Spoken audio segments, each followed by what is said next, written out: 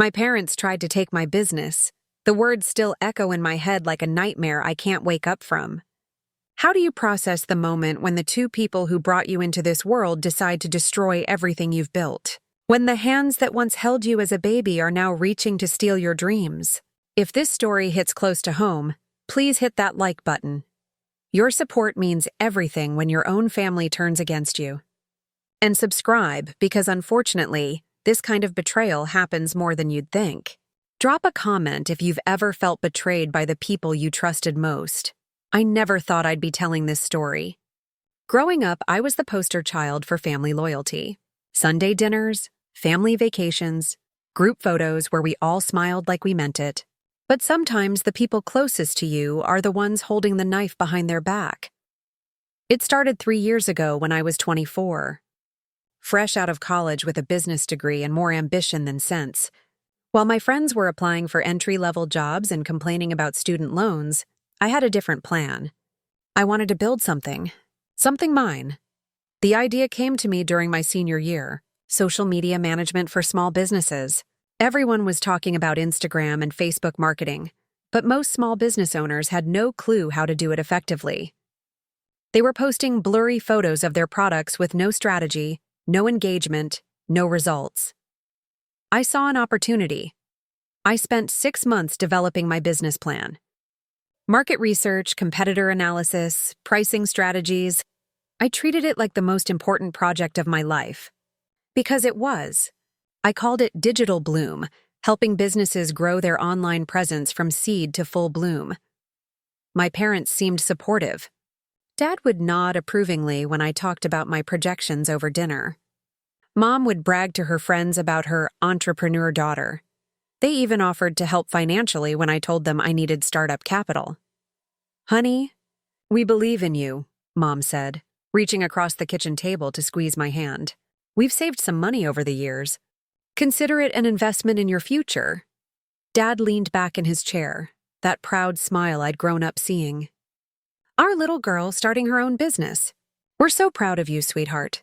They offered me $15,000. Not a loan, a gift, they said. No strings attached. Just parents supporting their daughter's dreams. I should have seen the red flags. Should have questioned why they insisted on being listed as co-signers on the business bank account. "Just for tax purposes," Dad explained. "And in case anything happens to you, God forbid." Should have wondered why Mom kept asking for copies of all my business documents. "For our records," she'd say. "We want to understand what we're investing in." Should have been suspicious when they suggested I work from their basement initially to save on overhead costs. But I was young, excited and desperately grateful for their support. When your parents hand you a check for $15,000 and tell you they believe in your dreams, you don't question their motives. You say thank you and promise to make them proud. The first year was incredible. I threw myself into Digital Bloom with everything I had. 18-hour days were normal. I'd wake up at 5 a.m. to create content, spend the day meeting with potential clients, and work until midnight perfecting social media strategies. I started with 3 small clients, a local bakery, a boutique clothing store, and a family-owned restaurant. Within 6 months, I had 12 clients. By the end of year 1, I had 28 clients and was making more money than most of my college friends in their corporate jobs. My parents were thrilled. Dad would show my success stories to his golf buddies. Mom would share my social media posts with her entire contact list. They were living vicariously through my achievements, and I loved making them proud.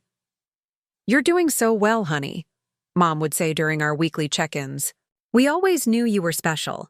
But success has a way of changing people. And money has a way of revealing true intentions." It started small. Comments that felt slightly off.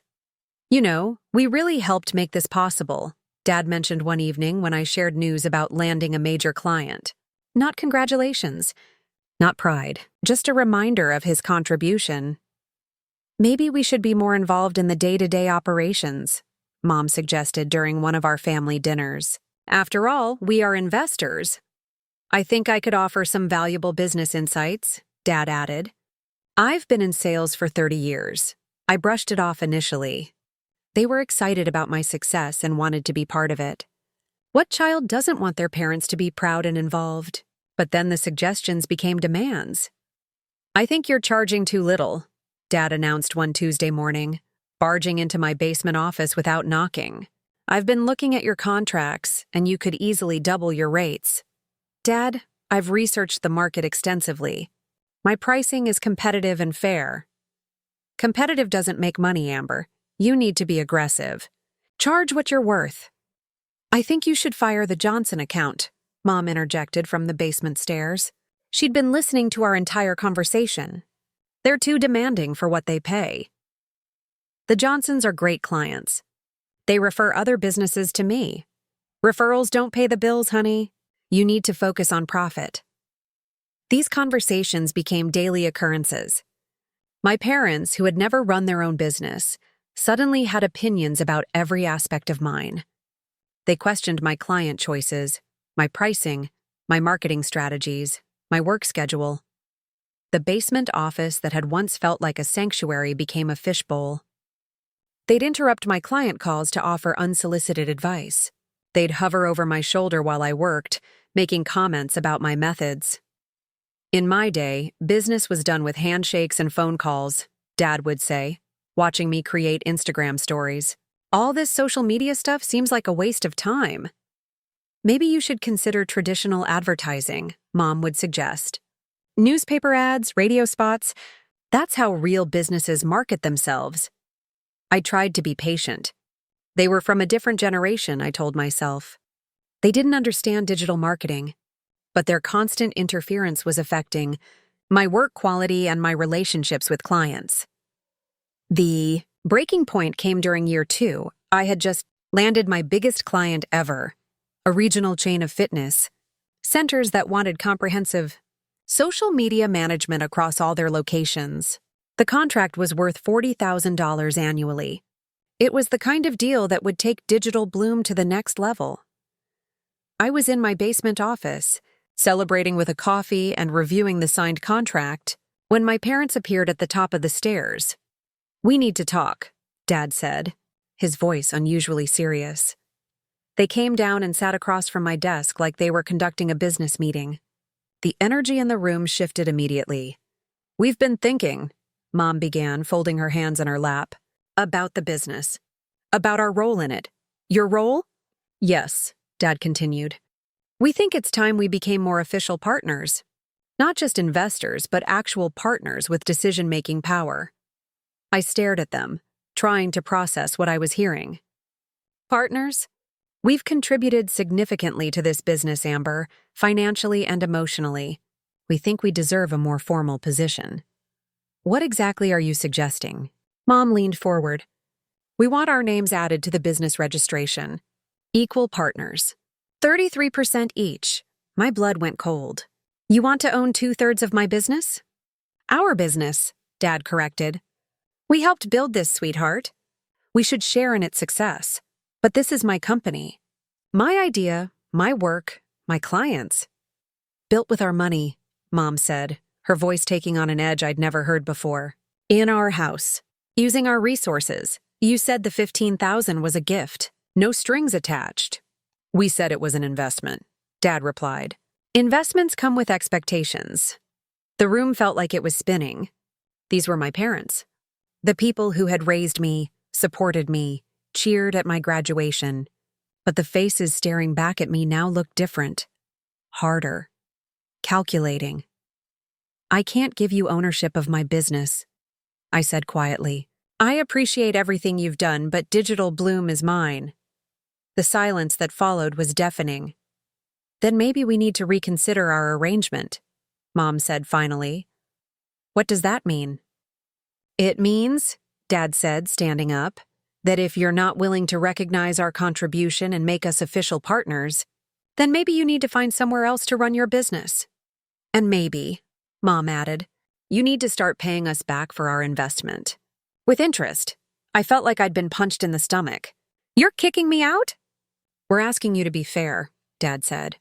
"We've supported you unconditionally. Now we want what we deserve." "What you deserve?" "Ownership," Mom said simply. "Or our money back. Your choice." They left me sitting in that basement office, staring at the contract that had felt like victory just moments before. My biggest professional achievement had just been overshadowed by the biggest betrayal of my life. That night, I lay in my childhood bed staring at the ceiling, trying to understand how everything had gone so wrong so fast. My parents wanted to own my business. The business I had built from nothing. The business that was my identity, my future, my everything. But they had me cornered. I couldn't pay back $15,000 immediately. I was reinvesting everything into growing the company. And I couldn't run Digital Bloom without an office space or computer setup. Or could I? That's when I started making plans. Real plans. If my parents wanted to play hardball, I'd show them what hardball looked like. I spent the next 2 weeks quietly preparing. I researched office spaces I could afford. I started moving my most important files to cloud storage they couldn't access.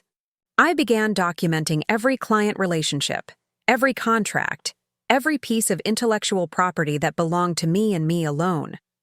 Most importantly, I started changing passwords, every account, every platform, every single digital asset that made Digital Bloom run.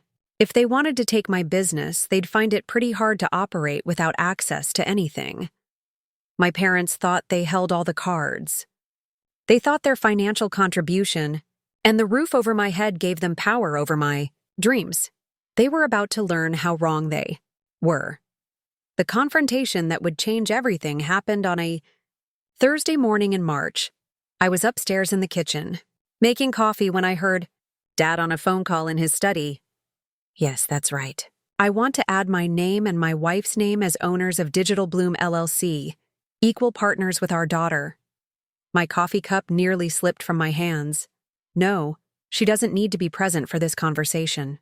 We're investors in the company, and we have documentation proving our financial contribution.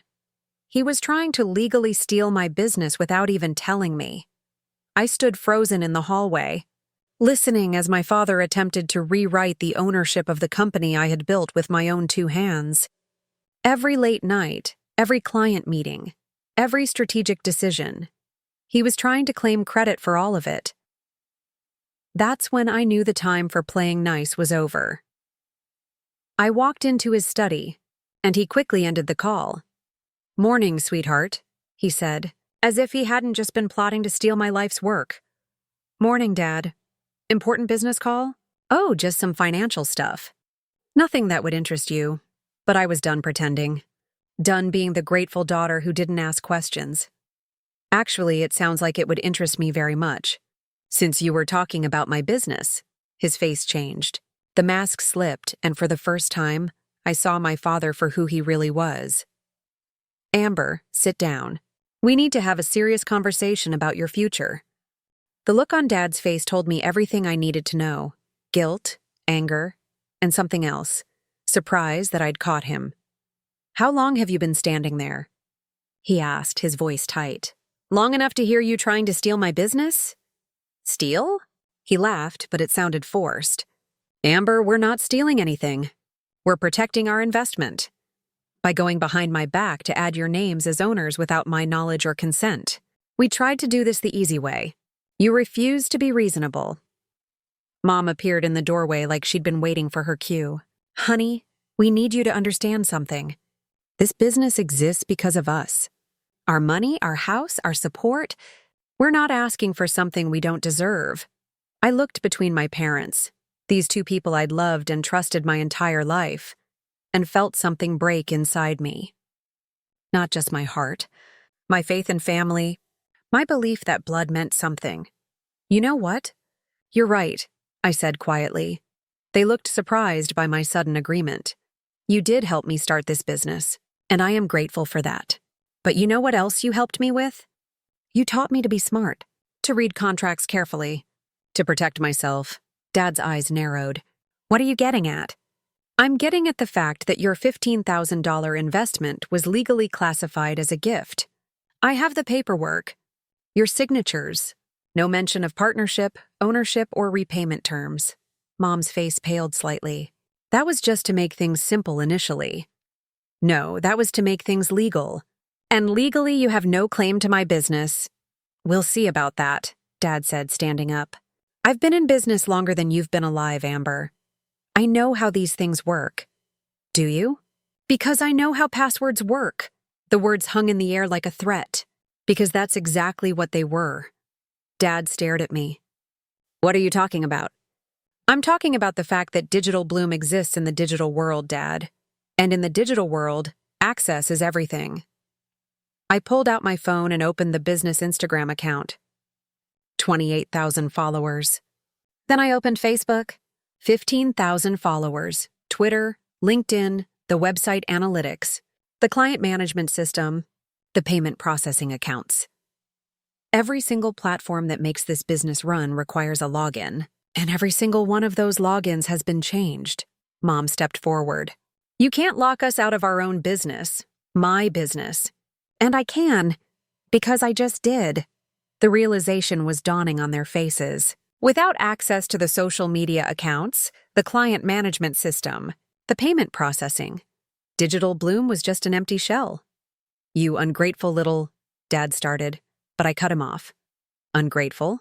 I've spent 2 years building something from nothing, working 18-hour days, sacrificing my social life, my relationships, my health, all to make something I could be proud of. And now you want to take credit for it? We made it possible, Mom insisted. You contributed startup capital. That's it. You didn't work weekends. You didn't lose sleep over client problems. You didn't learn social media marketing from scratch or develop the strategies that made this successful. I did. I could see the anger building in Dad's eyes. The kind of anger that comes when someone realizes they've underestimated their opponent. Fine, he said through gritted teeth. If that's how you want to play this, you have 24 hours to pack your things and get out of this house. Dad, no. You want to be independent? You want to act like you don't need us? Prove it. 24 hours, Amber. Then we're changing the locks. Mom looked shocked by his ultimatum, but she didn't disagree. She just stood there, letting him speak for both of them. And the $15,000? Dad continued. That's now officially a loan. With interest. I expect full repayment within 90 days, or we'll be taking legal action. I felt the ground shifting under my feet, but I wasn't going to let them see me break. Not now, 90 days? That's interesting. Because I've been documenting everything, Dad. Every conversation, every demand, every threat. And I've been researching the legal definition of extortion. Are you threatening me? I'm stating facts. Demanding ownership of a business in exchange for housing. Trying to add your names to legal documents without the actual owner's consent. Suddenly turning a documented gift into a loan when you don't get your way. I'm pretty sure there are laws about that. The room was silent except for the ticking of Mom's antique clock on the mantel. We all stood there, 3 people who used to be a family, now staring at each other like enemies. Pack your things, Dad repeated. 24 hours? I nodded slowly. I'll be gone in 12. As I walked toward the door, Mom finally found her voice. Amber, wait. Maybe we can work something out. We don't have to. Yes, we do, I said without turning around. Because this isn't about money anymore. It's about respect and trust. And the fact that you were willing to destroy our relationship over a business you didn't build? I spent the next 6 hours packing my entire life into boxes and suitcases. Every photo, every book, every piece of clothing from my childhood bedroom. It felt like dismantling my own history. But I also spent those 6 hours making phone calls. The first call was to my college roommate Sarah, who lived across town with 2 other girls in a house with a spare room. Of course you can stay here, she said immediately. For as long as you need. The second call was to my lawyer. Yes, I had a lawyer. Because when you start a business, you protect yourself legally, something my parents apparently hadn't considered. They can't retroactively change a gift to a loan, he confirmed. Not without your written consent. And they definitely can't add themselves as business owners without your agreement. If they try either of those things, we have grounds for harassment and possibly attempted fraud.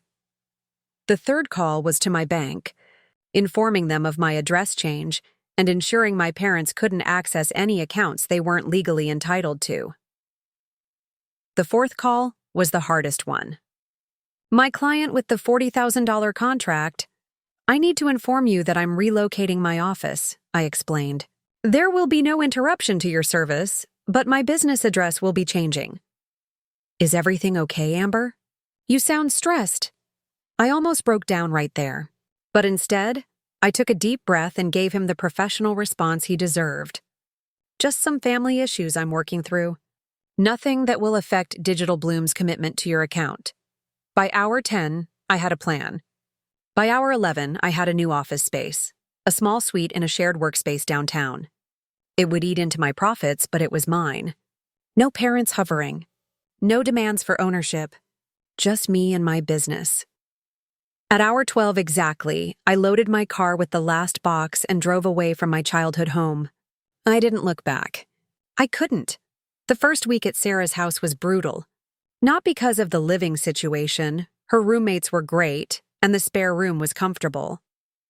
But because the reality of what had happened was finally sinking in.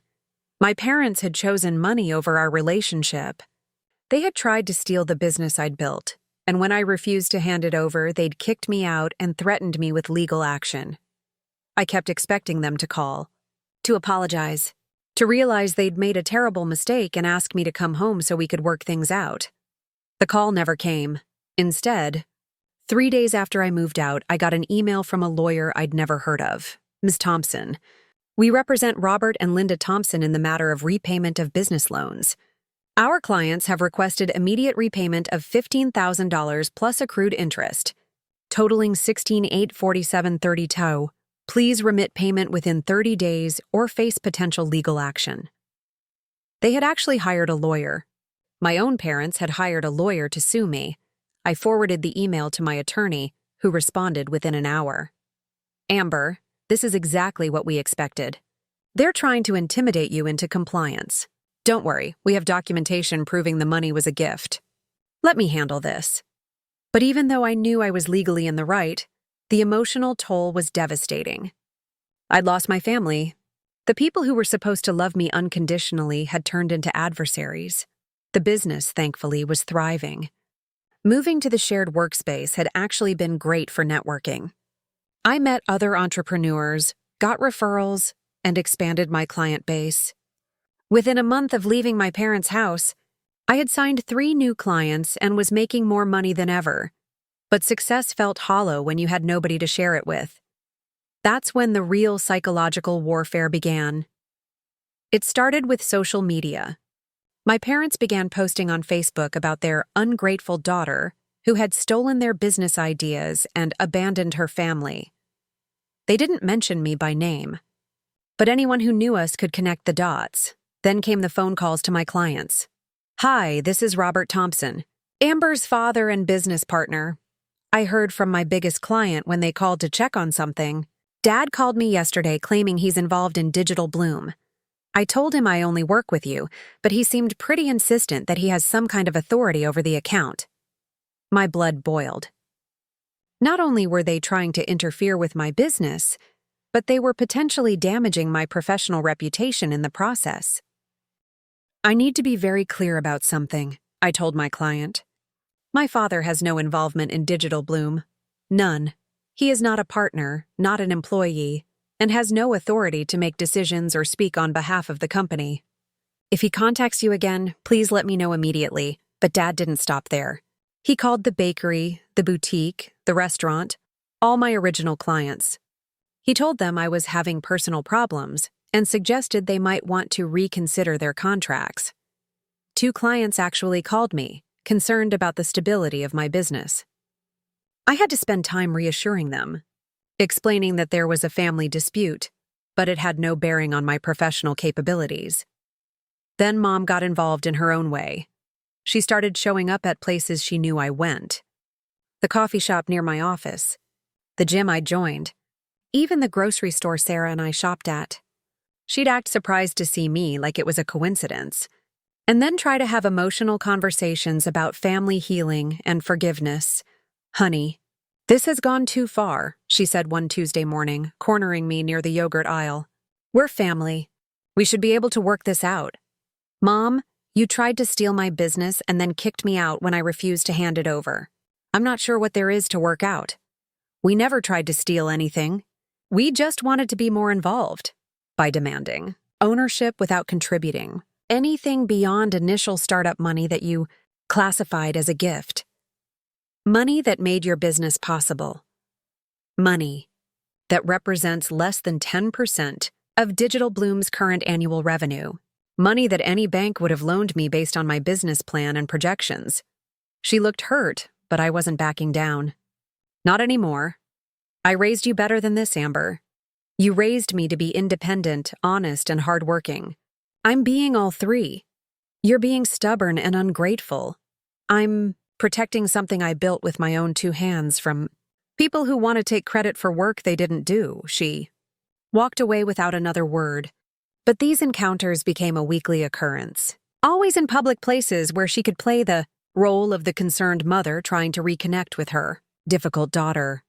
The turning point came 2 months after. I'd moved out. I was working late in my office when I got a call from building security. Ms. Thompson? There's a man here claiming to be your father. He says he needs access to your office for business purposes. He's pretty insistent, Dad. Had actually come to my office building and tried to get security to let him into my workspace. Please, tell him he has no authority to access my office and needs to leave the premises immediately. If he refuses, call the police. He's saying he's a business partner and has legal rights. He's lying. I'm the sole owner of Digital Bloom LLC. I can email you documentation if needed. 20 minutes later, security called back. He's gone, but he wasn't happy about it. Kept saying something about how you'd stolen his business and he'd get it back. That night, I made a decision that would change everything. I had been playing defense for 2 months, responding to their attacks, explaining their lies to clients, dodging their ambush conversations in public places. I was tired of being reactive. It was time to go on the offense. I called my lawyer first thing the next morning. I want to file a restraining order, I said. And I want to explore options for harassment charges. This has gone beyond a family dispute. They're actively trying to sabotage my business. I think that's wise, he agreed. We have documentation of the interference with your clients, the attempts to access your office, the social media harassment. This is a clear pattern of behavior intended to damage your business. How long will the process take? For the restraining order. We can file today and likely have a hearing within the week. But before I could take legal action, my parents made a move that forced my hand in a way I never expected. I was checking my business email that evening when I saw something that made my blood run cold. An email from Google, informing me that someone had attempted to recover my business Gmail password using the Forgot Password feature. The recovery attempt had been made from an IP address I recognized, my parents' home internet connection. They were trying to hack into my business accounts. I immediately changed every password again and enabled two-factor authentication on everything. But the message was clear. They weren't just trying to interfere with my business anymore. They were trying to take it over completely. That's when I realized they had been planning this for longer than I thought. The demands for partnership, the legal threats, the harassment, it was all part of a strategy to wear me down until I either gave in or made a mistake they could exploit. But I wasn't going to give in. And I wasn't going to make mistakes. I was going to end this once and for all. The question was, how far was I willing to go to protect everything I'd built?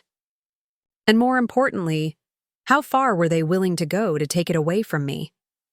The answer to how far I was willing to go came the next morning, when I discovered they had escalated beyond anything I could have imagined. I woke up to 17 missed calls and 43 text messages. All from clients. All panicked. The first message I read made my hands shake. Amber, what's going on? Someone called claiming to represent Digital Bloom and told us you're no longer with the company. They said all our accounts are being transferred to new management. Please call ASAP. I scrolled through the other messages with growing horror. Every single one of my clients had received similar calls. Someone claiming to be the new management of Digital Bloom was telling them I had been removed from the company due to performance issues and unprofessional conduct. My parents weren't just trying to take my business anymore. They were trying to destroy it. I called my biggest client first, the fitness center chain. Amber, thank God, he said when he answered. What the hell is going on? Some guy called yesterday claiming he was taking over your responsibilities. Said you'd been terminated for breach of contract. That's completely false. I am the sole owner and operator of Digital Bloom. No one has been terminated, and no accounts are being transferred. The caller had details about our contract, though. Specific information that made it seem legitimate. My stomach dropped. The only way they could have contract details was if they had somehow accessed my business files. But I had changed all the passwords. How were they getting information? Then it hit me. The business documents. All those copies Mom had insisted on keeping for their records when they first invested. They still had hard copies of my early contracts and client information. Sir, I need to be very direct with you. The person who called you was my father. We're involved in a legal dispute and he's attempting to interfere with my business operations. He has no authority to speak on behalf of Digital Bloom or make any decisions regarding your account. There was a long pause. This is really unprofessional, Amber. Family disputes shouldn't affect business relationships. My heart sank. He was right, and I could hear the disappointment in his voice. This wasn't just affecting my personal life anymore. It was damaging my professional reputation. You're absolutely right. Which is why I'm handling this through legal channels immediately. But I wanted you to know that any communications not coming directly from me or my official business channels should be disregarded. Look, Amber, we like working with you, but we can't have this kind of drama affecting our business.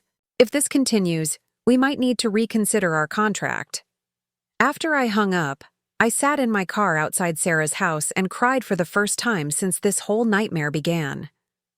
Not just from anger or frustration, but from the devastating realization that my parents were willing to destroy my professional relationships to get what they wanted.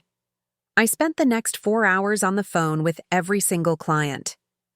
The conversations were exhausting and humiliating.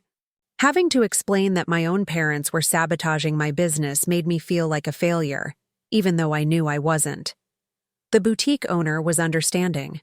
Oh, honey, family drama is the worst. Don't worry about it. The bakery was more concerned. This is pretty serious, Amber. Are you sure your business is stable? The restaurant owner was blunt. Look, we hired you because you seemed professional and reliable. This makes us question that. 3 clients asked for copies of their contracts to review their cancellation policies. 2 clients asked for meetings to discuss the situation. 1 client, a small law firm, actually terminated their contract on the spot. We can't be associated with this kind of unprofessional behavior, their office manager said coldly. We'll expect our final invoice by end of business today. By noon, I had called my lawyer, my hands shaking as I dialed. They're using confidential business information to impersonate company management, I explained. This goes way beyond harassment. This is fraud. Agreed. We're filing for an emergency restraining order today. And we're adding charges for fraudulent misrepresentation and interference with business relationships. How quickly can we move on this? I can have papers filed within 2 hours. But Amber, you need to understand, this is going to get ugly. Once we involve criminal charges, there's no going back. This will destroy any chance of reconciliation with your parents. I stared out the window of my office, watching people walk by living their normal lives with their normal families who didn't try to steal their children's businesses. They destroyed that chance the moment they decided to commit fraud. But even as I said it, my voice cracked. Because despite everything they had done, they were still my parents. Still the people who had taught me to ride a bike, helped with homework, cheered at my graduation. The same hands that had once held me when I was scared were now reaching to destroy everything I'd built. There's something else, my lawyer said. If we're going to pursue criminal charges, you need to be prepared for the possibility that they might retaliate further. People who are facing felony charges sometimes make desperate decisions. What kind of retaliation? More harassment of your clients, attempts to damage your business credit, maybe even physical confrontation.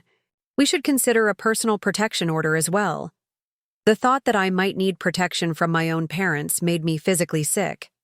3 hours later, my parents were served with a restraining order and notice of criminal charges. The order prohibited them from contacting me, my clients, or coming within 500 feet of my residence or place of business. I thought that would be the end of it. I was wrong. The next morning, I woke up to find that someone had created fake social media accounts for Digital Bloom Management and was posting negative reviews about my services on every platform imaginable. Google reviews, Yelp, Facebook, LinkedIn, all flooded with one-star ratings claiming I was unprofessional, unethical, and stole business ideas from partners. But that wasn't the worst part. They had also created fake LinkedIn profiles claiming to be former employees of Digital Bloom, posting detailed stories about how I was a toxic boss who took credit for other people's work and created a hostile work environment. The reviews were sophisticated and specific. They mentioned real projects I had worked on, real challenges I had faced with certain accounts. Someone had done their research. I spent the entire morning documenting everything: screenshots, timestamps, IP addresses. My hands were shaking so badly I could barely type. Then, I started getting emails from potential clients who had found my business through referrals but were now backing out after reading the fake reviews. Hi, Amber. We were interested in your social media services, but after reading some concerning reviews online, we've decided to go with another company. Thanks anyway. Each email felt like a knife to the chest. Years of building my reputation, creating relationships, proving my worth. All of it being systematically destroyed by two people who were supposed to love me. But this time, they had made a crucial mistake. All the fake accounts were created from the same IP address, the same one that had tried to hack my Gmail password. They had been sloppy, probably because they were angry and desperate. I documented everything and sent it directly to my lawyer and the police detective handling the case. This is cyber harassment and defamation, Detective Martinez explained when I met with him that afternoon. Combined with the impersonation of your business, we have grounds for felony charges. Felony? Identity theft, fraud, cyberstalking, interference with business operations. When you add it all up, we're looking at serious criminal charges. Your parents could be facing significant jail time. The gravity of the situation was finally sinking in. My parents, the people who had raised me, taught me right from wrong, been my moral compass for 24 years, were facing potential felony charges because they couldn't accept that I had built something successful without their control. Detective Martinez, can I ask you something? Of course. In your experience, do family disputes like this usually escalate this far? He leaned back in his chair, studying my face. Honestly, no. Most family business disputes involve arguments, maybe some legal posturing, but they usually get resolved through mediation or negotiation. What your parents are doing, the systematic harassment, the fraud, the attempts to destroy your business relationships, that's not normal family conflict. That's criminal behavior. So I'm not overreacting by pressing charges? Ms. Thompson, if anyone else had done what your parents have done, you wouldn't hesitate to press charges.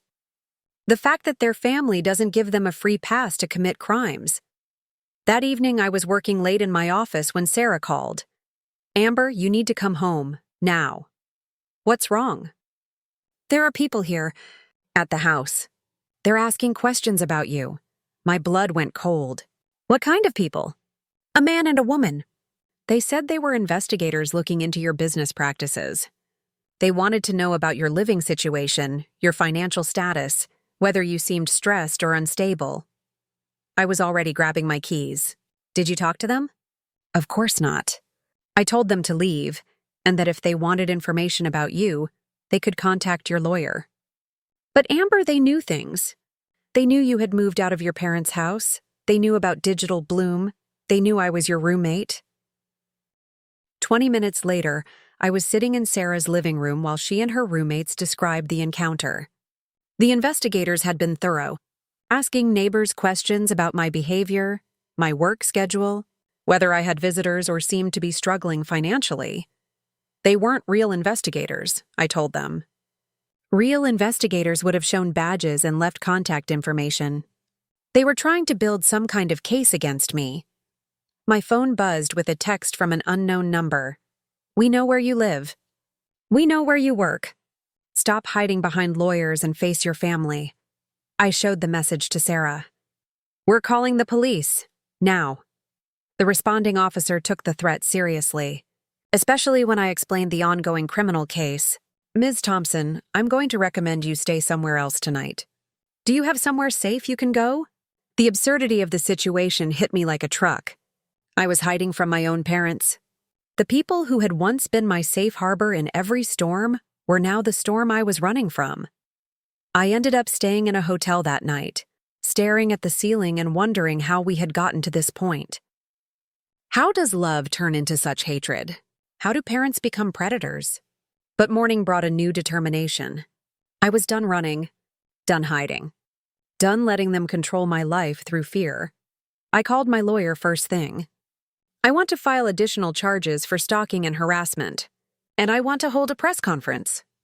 A press conference? Amber, are you sure that's wise? They're trying to destroy my reputation through lies and manipulation. It's time to tell the truth publicly. That could escalate things further. Good. I'm tired of playing defense. It's time to go on the offensive. 2 days later, I stood in front of a small group of local business journalists and told my story. I had documentation, recordings, screenshots, everything needed to paint a clear picture of what had been happening. Digital Bloom LLC was founded by me, funded through a combination of personal savings and a documented gift from my parents, I said, reading from a prepared statement. Over the past several months, my parents have engaged in systematic harassment designed to interfere with my business operations and damage my professional relationships. I presented copies of the fake reviews, the impersonation calls to clients, the stalking incidents. These actions have forced me to take legal action to protect both my business and my personal safety. The story ran in the local business journal that week with the headline, Local Entrepreneur Seeks Protection from Family Business Dispute.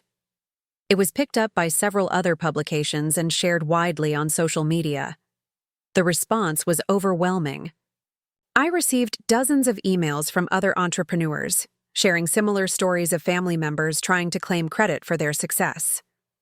Several business owners reached out offering support and new client referrals, but the most significant response came from an unexpected source. 3 days after the press conference, I received a call from Patricia Williams, a successful businesswoman who had built a chain of fitness centers across 3 states. Ms. Thompson, I read about your situation in the business journal. I want to offer you something. What's that? A business partnership. Not ownership of Digital Bloom, that's yours. But I'm expanding my fitness centers and need a comprehensive social media management company. The way you've handled this situation with your parents shows me you have the integrity and strength I want in a business partner. The contract she offered was worth more than all my current clients combined. It would triple the size of Digital Bloom overnight and establish us as a major player in the regional market. Why are you offering this to me? I asked during our meeting. She smiled. Because I've been where you are. 30 years ago, my brothers tried to take credit for the business I built. They sued me, harassed my clients, even tried to have me declared mentally incompetent so they could take control of my assets. What did you do? I fought back, hard. I proved them wrong by building something so successful that no one could question my capabilities. And now I help other women do the same. That night, I called my lawyer with the news. This is incredible, Amber, but I should warn you. Success like this might make your parents more desperate. When people realize they're losing control completely, they sometimes escalate to dangerous levels. He was right. 2 weeks later, I was working late in my office when I heard someone trying to force the front door of the building. Security cameras showed a figure in dark clothing attempting to break in. When security arrived, they found evidence of attempted break-in, but no perpetrator. The next morning, I discovered someone had slashed 2 tires on my car. The following week, Someone called in a false report to the health department about unsanitary conditions at the bakery that was one of my clients. The inspection found nothing wrong, but the bakery owner was frustrated and embarrassed. "This is getting out of hand," Detective Martinez told me during our meeting. "We have enough evidence to arrest your parents now. Are you ready to move forward with that?" I stared at the pile of evidence on his desk. Photos, screenshots, witness statements, security camera footage. The systematic destruction of my peace of mind documented in excruciating detail. "Yes," I said quietly. "Do it." The arrests happened on a Tuesday morning. Dad was taken into custody at his office. Mom was arrested at home. Both were charged with multiple felonies: fraud, identity theft, cyberstalking, criminal harassment, and interference with business operations. I wasn't there when it happened, but I heard about it from Detective Martinez that afternoon. "Your father was cooperative," he said. "Your mother was not. She kept saying this was all a misunderstanding, that families should work things out privately." "What happens now?" "They'll be arraigned tomorrow. Their lawyer will probably try to negotiate a plea deal. With the amount of evidence we have, they're looking at significant jail time if this goes to trial." That evening, my phone rang. Unknown number, but I answered it anyway, thinking it might be related to the arrests. "Amber?" It was Mom, crying. "Honey, please. We need to talk." "Mom? You're violating the restraining order by calling me, and you're probably not supposed to be making phone calls from jail." "I'm not in jail. We made bail. But Amber, please listen. This has gotten out of hand. We never meant for it to go this far. You impersonated my business management and told my clients I was fired. You created fake social media accounts to leave negative reviews. You tried to hack my email. You stalked me at my home. You slashed my tires. Exactly how far did you mean for it to go? We just wanted you to need us again." The words hit me like a physical blow. All of this, the demands for ownership, the harassment, the fraud, the criminal behavior, it wasn't really about money or business control.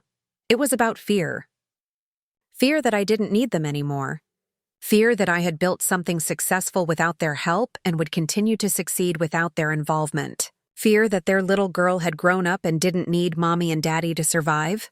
"Mom, I always needed you. I needed you to be proud of me. I needed you to support my dreams. I needed you to be my parents. We are proud of you. We always have been." "Then why did you try to take it away from me?" She was quiet for a long moment, and when she spoke again, her voice was barely a whisper. "Because we were scared you'd outgrow us. That you'd become so successful you wouldn't want us in your life anymore. So you decided to force your way in by threatening to destroy everything I'd worked for? We made mistakes, Amber, big mistakes. But we're your parents. Can't we work this out?" I looked around my hotel room. Yes, I was still staying in hotels because I didn't feel safe at Sarah's house. At the business contracts spread across the bed, including Patricia Williams' partnership offer. At the life I was building entirely on my own terms, despite their attempts to tear it down. "Mom, I love you. I'll always love you. But you didn't just make mistakes. You committed crimes. You tried to steal my business, defraud my clients, and destroy my professional reputation. You stalked me, harassed me, and made me afraid to go to my own home. That's not something we can just work out over Sunday dinner. The police came to our house, Amber. They handcuffed us in front of the neighbors. We could go to prison." "I know. Are you really going to let your own parents go to prison?" It was the question I'd been dreading, the one that had kept me awake for weeks. "I'm going to let the legal system handle this, the same way I would with anyone else who committed fraud against my business." "We're not anyone else. We're your family. Family doesn't try to destroy each other." She was crying harder now. "Please, honey. There has to be something we can work out. Some way to fix this." I took a deep breath. "There is. Tell me." "Drop the fake loan claims permanently. Publicly apologize to every client you contacted. Remove all the fake reviews and social media accounts. Accept that Digital Bloom is my business and you have no claim to it. Stay out of my professional life completely. And get counseling. Real counseling. To understand why you thought any of this was acceptable. And if we do all that, I'll ask the prosecutor to consider reduced charges. Maybe probation instead of prison time. And us? Our relationship? That was the hardest question of all. Because despite everything they had put me through, they were still my parents. I still remembered learning to drive in Dad's car, and helping Mom bake cookies for school fundraisers, and family vacations where we actually functioned like a normal, loving family. I don't know. Mom, I honestly don't know if we can come back from this. But maybe someday? Maybe. If you can prove you understand what you did wrong and why it can never happen again. She was quiet for several minutes. I could hear Dad talking in the background, his voice agitated, but couldn't make out the words. He's saying we should fight the charges, Mom said finally. That we were just trying to protect our investment and our family. And what do you think? Another long pause. I think we lost our daughter, and I think we did it to ourselves. Mom, I'm recording this call. Are you sure you want to agree to those terms? Yes, I'm sure. We'll do whatever it takes to make this right. The next 3 weeks were a whirlwind of legal proceedings, client meetings, and damage control. My parents, true to their word, began following through on their promises. The fake reviews disappeared. They called every client they had contacted and apologized, explaining that it had been a family misunderstanding and that they had no authority to speak on behalf of Digital Bloom. Dad's apology call to my fitness center client was particularly difficult. To witness, I was on the line to verify that the apology was genuine and complete. Mr. Peterson, this is Robert Thompson, Amber's father. I need to apologize for calling you last week, claiming to represent her business. I was not authorized to make that call, and everything I told you was false. Amber was not terminated, there is no new management, and I have no role in Digital Bloom LLC. I was acting out of anger during a family dispute, and I deeply regret involving your business in our personal problems. Mr. Thompson, I appreciate the apology, but this kind of behavior is completely unacceptable. You nearly cost your daughter a major client. I know, sir, I know, and I'll regret it for the rest of my life. In exchange for their cooperation and the prosecutor's recommendation, my parents received a plea deal. 2 years probation, 200 hours of community service, mandatory counseling sessions about appropriate boundaries in family relationships, and full restitution for any business losses I could document. They would also have to pay for the removal of all fake online content and publicly acknowledge that they had no ownership or involvement in Digital Bloom. The legal resolution was satisfying, but the emotional resolution was much more complicated. I didn't see my parents in person for almost 6 months after their arrest. The restraining order was modified to allow supervised contact, but I wasn't ready. Every time I thought about facing them, I remembered the fear I'd felt when they were stalking my apartment, the humiliation of explaining to clients that my own parents were sabotaging my business, the sleepless nights wondering what they would do next. During those months, Digital Bloom grew exponentially. The partnership with Patricia Williams opened doors I never could have imagined. We expanded to a team of 12 employees, moved to a beautiful office space downtown, and were featured in several national business publications as one of the fastest-growing social media marketing companies in the region. But success felt hollow when you had nobody to share it with. Well, not nobody. Sarah and her roommates celebrated with me, my employees were thrilled, and Patricia became not just a business partner but a mentor and friend. But there was still a parent-shaped hole in my life that nothing could fill. The breakthrough came 7 months after their arrest. On a Saturday afternoon when I least expected it, I was in my new office, a bright, modern space with floor-to-ceiling windows and a conference room that could seat 20, catching up on paperwork when there was a soft knock on the door. I looked up to see both my parents standing in the hallway, looking nervous and uncertain. Dad was holding a small wrapped gift, and Mom clutched a folder of papers. "We know we're not supposed to be here without permission," Dad said immediately, "but we called your lawyer first. He said it was okay as long as you agreed to see us and he could be present." I noticed my lawyer, David, standing a few feet behind them in the hallway, giving me a reassuring nod. "What's in the box?" I asked. Mom stepped forward carefully, like she was approaching a wild animal that might bolt at any moment. "It's a plaque. For your office. It says Digital Bloom founded by Amber Thompson. We thought you deserved proper recognition for what you've built." I unwrapped the gift slowly. It was a beautiful wooden plaque with elegant engraving. No mention of investors or partners or family contributions. Just my name and my accomplishment. "We've been going to counseling," Dad said, his voice barely above a whisper, "learning about boundaries and respect, and how to be proud of our children without trying to control them. And we've been volunteering at a small business development center," Mom added, "helping other entrepreneurs with their startup plans. It's made us realize how incredible what you've accomplished really is."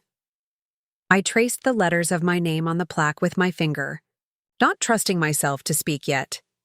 "The counselor helped us understand something," Dad continued. "We weren't trying to help you succeed. We were trying to make sure you needed us to succeed. There's a big difference. We were so afraid of losing you that we almost guaranteed we would," Mom said, tears starting to flow. "We were so focused on our fear that we forgot to just love you." "We can't take back what we did," Dad said. "We can't undo the pain we caused or the trust we broke. But we can try to be better. Try to be the parents you deserved from the beginning." I looked at the folder in Mom's hands. "What's that?" "Documentation of our community service," she said. "We've been working with 12 different entrepreneurs, helping them develop business plans and connect with resources.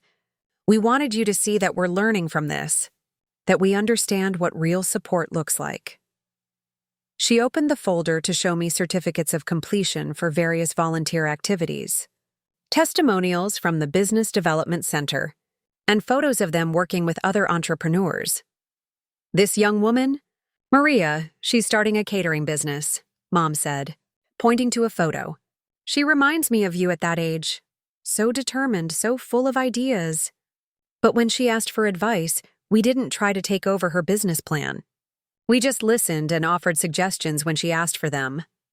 And this gentleman, David, he's launching a construction company," Dad added. "When he needed help with marketing strategies, we connected him with resources instead of demanding to be involved in every decision." I studied their faces. They looked older, more tired than I remembered. But there was something else there too. A humility that hadn't been there before. "We don't expect forgiveness," Mom said quickly. "We know we have to earn that. We just wanted you to know that we're working on becoming people who deserve to be in your life again someday." "We miss you," Dad said, his voice breaking. "Both of you. Every Sunday when we sit at that big dining room table with just 2 place settings, we miss our family dinners. Every time we drive past your old elementary school or see other parents with their adult children. We miss having a daughter who still wants us in her life." I looked at these 2 people who had given me life, then nearly destroyed the life I had built for myself. Who had loved me enough to support my dreams, then loved me so poorly that they tried to steal them. "I miss you too," I said quietly. "Both of you. Every holiday, every milestone, every success. I miss having parents to share it with." "We miss you too," Mom whispered. "But I don't miss the people you became when you thought you could control me. I don't miss the fear that you might try to take everything away again." "We would never," Dad started. "You already did." "Dad, you already showed me what you're capable of when you—" "Don't get your way." The office was quiet, except for the hum of the air conditioning and the distant sound of traffic outside. "So where do we go from here?" Mom asked. I thought about it carefully. About forgiveness and trust, and whether it's possible to rebuild a relationship after it's been shattered so completely. "We start small," I said finally. "Maybe coffee once a month. In a public place. With clear boundaries about what we will and won't discuss." Their faces lit up with cautious hope. "And if I ever suspect that you're trying to interfere with my business again, in any way, that's it. No second chances, no explanations, no working it out. Done forever." They both nodded solemnly. "And you have to accept that Digital Bloom is mine. Completely mine. I built it, I own it, I run it. You're not investors, partners, or advisors. You're my parents, and that's a completely separate relationship." "We understand," Dad said. "We're proud of what you've built. We're proud that you were strong enough to protect it, even from us." I hung the plaque on the wall behind my desk, right where clients could see it when they came in for meetings. A reminder that I had built something worth protecting, something that belonged to me and no one else. The first coffee meeting was awkward. We sat in a busy cafe downtown, making small talk about the weather and their volunteer work, while carefully avoiding any mention of business or the legal proceedings. But it was a start. The second meeting was easier. Dad told me about helping a young veteran start a landscaping business, and Mom shared stories about a single mother who was launching a home daycare service. They talked about these entrepreneurs with genuine pride and respect, the way they should have talked about me from the beginning. By the fourth meeting, I was able to share some of my own news. The partnership with Patricia was going incredibly well. We were considering expanding to another state. I had been invited to speak at a national entrepreneurship conference. "That's wonderful." "Honey," Mom said, and for the first time in years, it sounded like she meant it without any underlying agenda. "We're proud of you," Dad added. "Truly proud. Not because we had anything to do with it, but because you did it yourself." 3 years later, Digital Bloom has 47 employees and offices in 3 cities. We've been named one of the fastest-growing small businesses in the state. I've been featured in business magazines and invited to speak at entrepreneurship conferences across the country. And yes, my parents and I have rebuilt our relationship. Slowly, carefully, with boundaries that we all respect. They come to my annual company party now, and they introduce themselves as Amber's parents, not as investors or partners or anything else. Just proud parents of a daughter who built something incredible. The plaque still hangs on my office wall. But next to it now is a photo from last year's family Christmas dinner, the first one we'd had together since that terrible March when everything fell apart. We're all smiling in the photo, but it's a different kind of smile than the ones from my childhood pictures. It's the smile of people who've been through hell together and chose to find their way back to love. It's the smile of a family that learned the hard way that love without respect isn't really love at all. Sometimes I wonder what would have happened if I hadn't changed those passwords. If I'd given in to their demands and handed over ownership of my business. Would Digital Bloom still exist? Would I still respect myself?